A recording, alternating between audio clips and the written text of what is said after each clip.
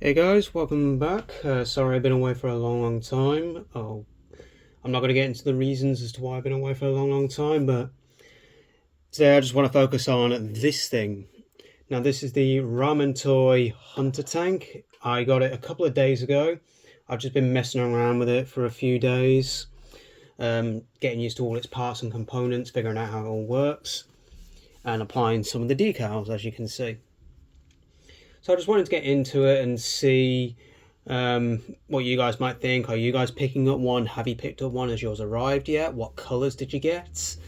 I'm thinking on perhaps picking up the black Amphaspina version eventually soon. Also, I do apologise for the way this review is going to be set up. This thing is massive, and I do not have any table space to fully review this thing properly, so I'm having to do it on the floor, as you can see, unfortunately. So I do hope that's going to be okay, and I hope audio and quality wise things will be okay. I'll try and keep things in frame as best as I can. If not, I'll just pause and reshoot what I need to reshoot. But let's get right into it. I've got it set up in its semi bare bones state at the moment, just to sort of show you that yes, you can fit two figures in here easily, two drivers, maybe a driver and slash a gunner. I'm not too sure how tanks actually work. It's been a long time since I've actually been in a tank. When I was at an army show, when I was about 10 years old, so well over a decade ago. But just wanted to show you guys what this is actually like. So yes, as you can see, two G.I. Joe classified figures can easily fit in there. I've got the cover girl and a customized retro stalker with a Steel Brigade head on there at the minute. But they do sit in quite nicely. I'm just going to take these out just for simplicity of the review's sake. You can even store some of the weapons in there just behind the seats. There's like these little grooves that you can just easily fit in there. Everything's majorly done by magnets, like these two guns that are for the hunter mode. I'll get into this mode in a little bit, and I'll show you what all that's like and how you do that. But essentially, there's these little notches on each side of the tank portion. And then if you can see, there's also these little notches that will line up to start with. So your best bet is coming in from the side.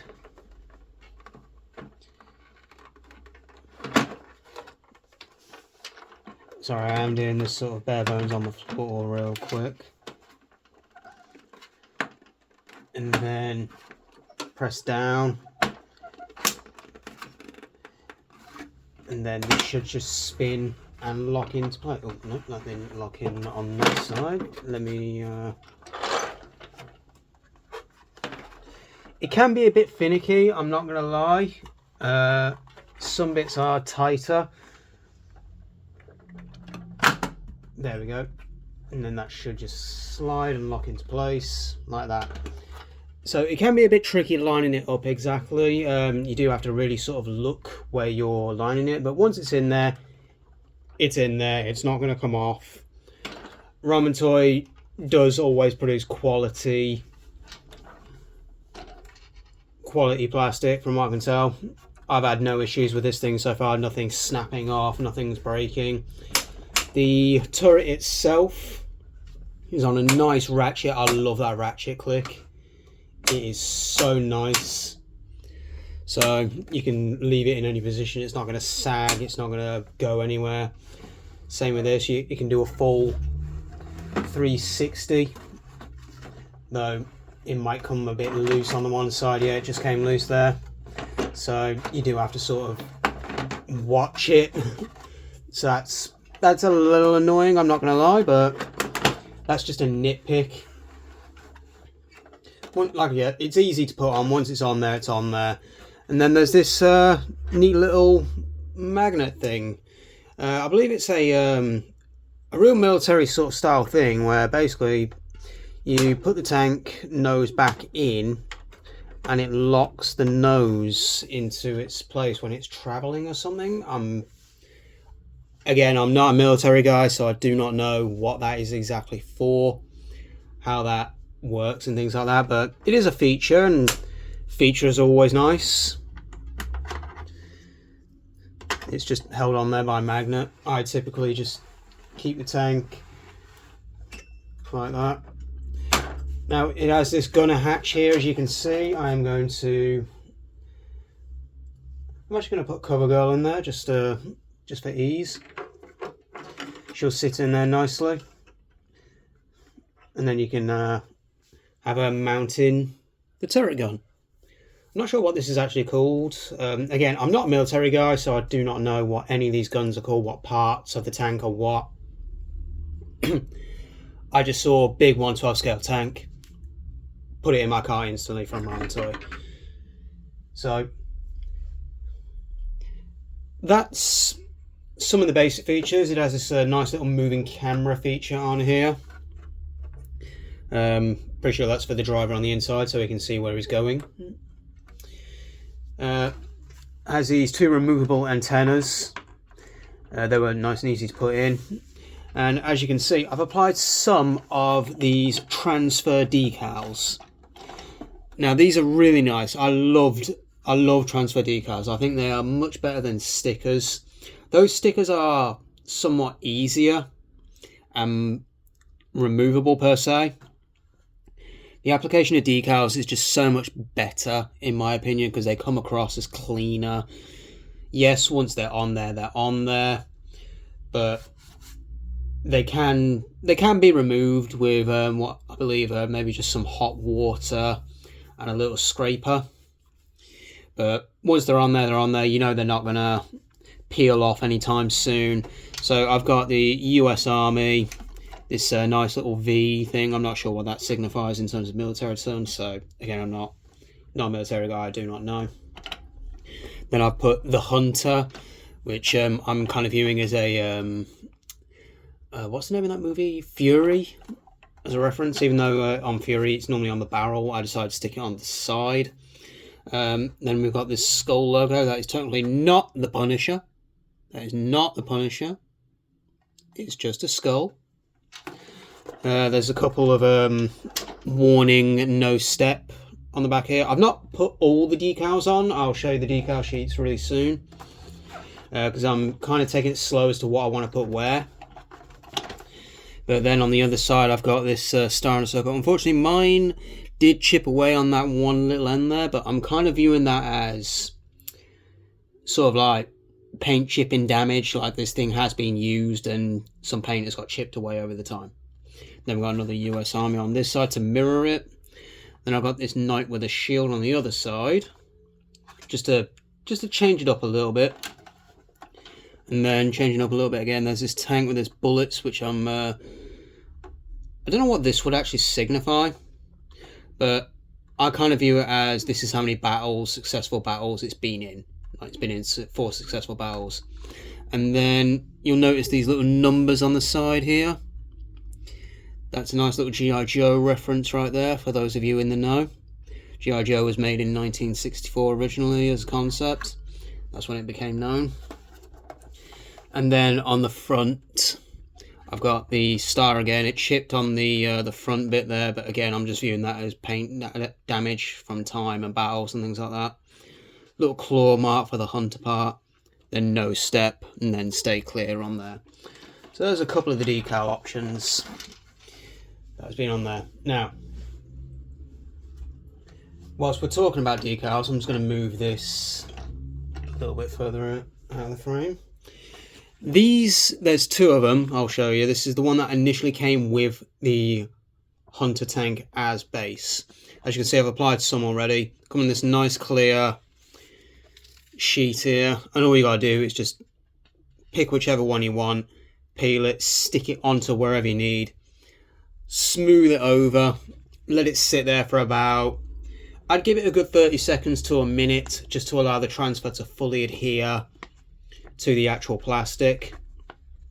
and then carefully peel it off. Just trying to see if there's any one that I could actually apply right now and show you how that process would work. Maybe in a separate video when I fully decided which other ones I want to stick on here, I will show you how all that works. But that's the one that comes with the initial offering. You get this, which is the initial base offering. Now, to switch it up, just again, put this at the sides to its alignments. What you're going to want to do is you're going to want to take this bit off as well. And then this back panel tabs off. Now the tabs are really nice and secure. That's one thing I also love about this. Everything snaps into place really nicely. So to start with, this is what we're going to be, this is the Falank version now. You get this nice little hatch system set. Both hatches open up this way and they open out sideways as well. So there's two different features modes there that you can sort of fit in nicely. Now I'm going to put CoverGirl and my stalker back in there because I want to show you what this mode will look like as well. I'm not going to pose them per se, I'm just putting them in there for the sake of putting them in there. One thing I find is this one's a lot easier to put on, so what you want to do is line the tabs up again.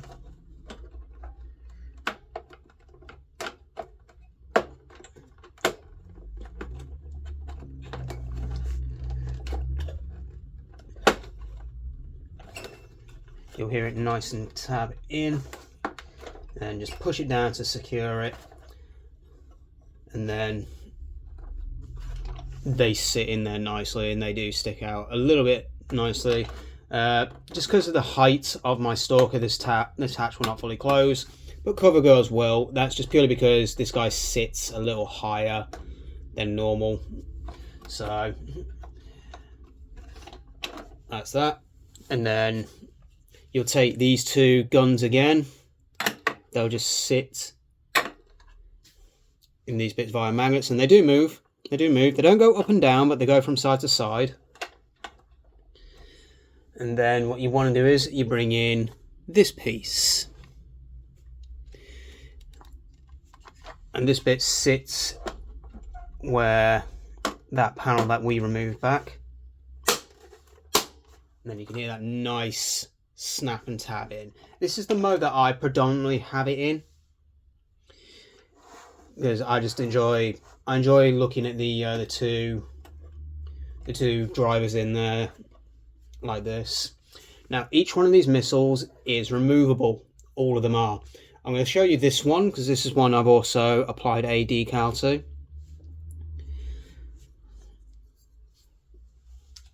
And this is the decal sheet that you get with the Phalanx set. So this is now in the Phalanx mode.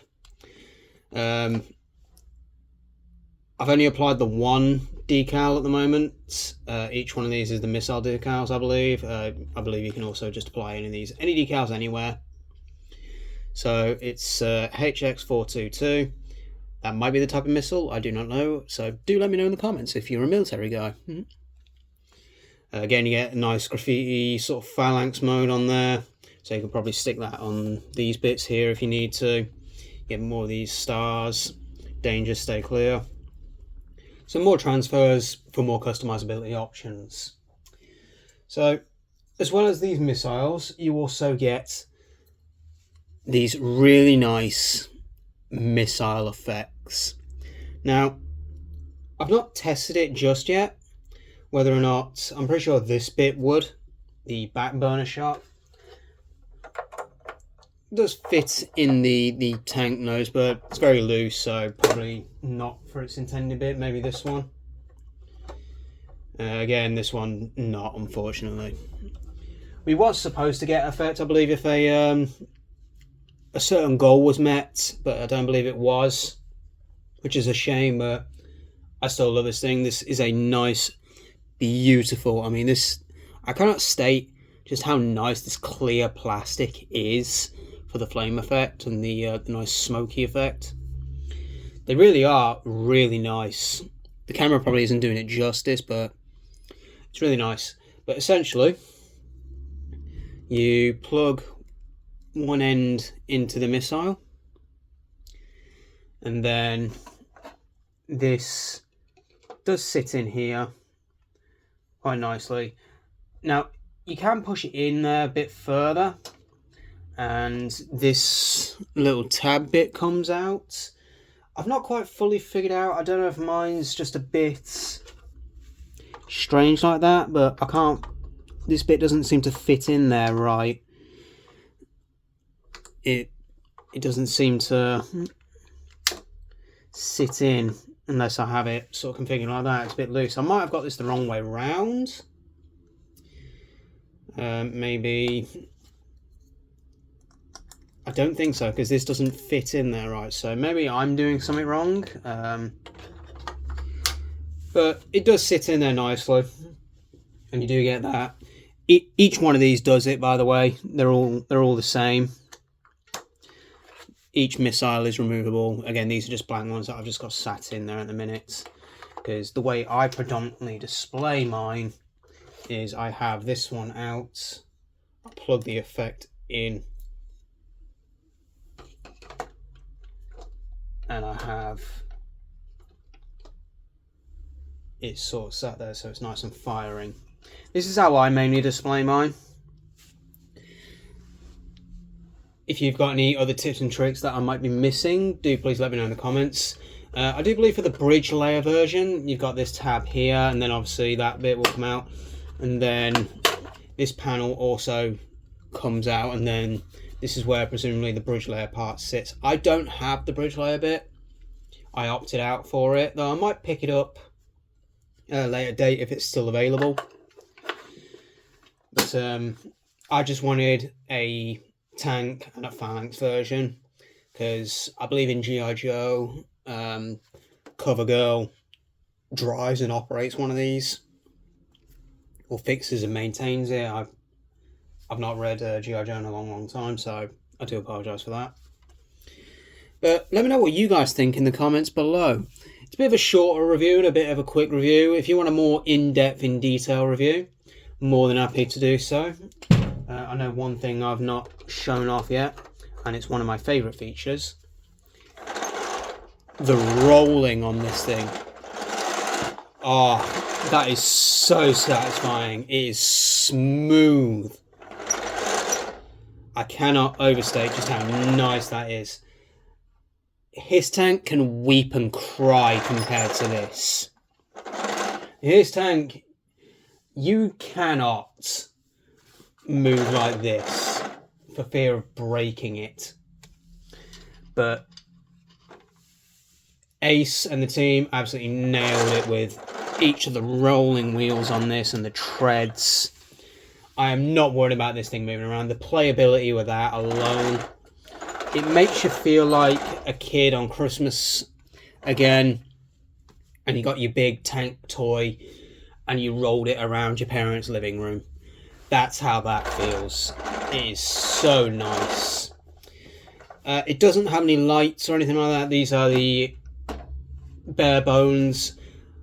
Maybe one day Ace could maybe reproduce these and put lights and things in there, because there are light details in there, but for the affordability and the price that these are at, you cannot get a better price on a 1/12 scale tank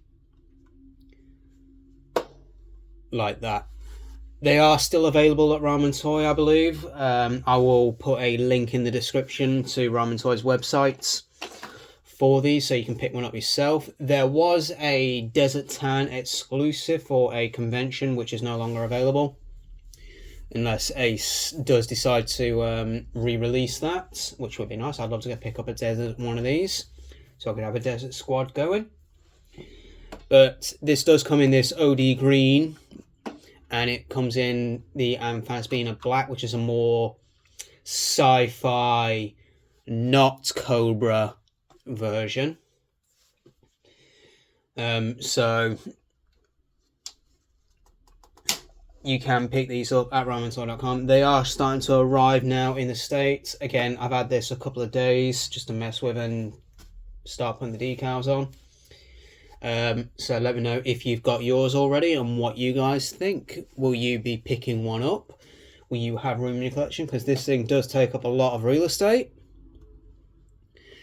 But in my opinion, it is absolutely worth it. I hope Ace continues to make some more military vehicles like this. Maybe a troop carrier of some kind. Maybe a supply truck. Maybe a 1920s style war jeep. Who knows? Ramen is providing 112 vehicles at really great prices for collectors that I don't see many other companies doing at the moment. He's done a 112 scale van, he's done the Ramen Racer, a 112 scale Charger. I hope to see some bikes. I'd like to see some more bike options like dirt bikes, racing bikes, choppers, things like that. So maybe he has plans for those in the near future, we don't know. But I, for one, am looking forward to seeing more of what Ramen can do and what he can produce at these great consumer prices. Again, I cannot overstate that enough.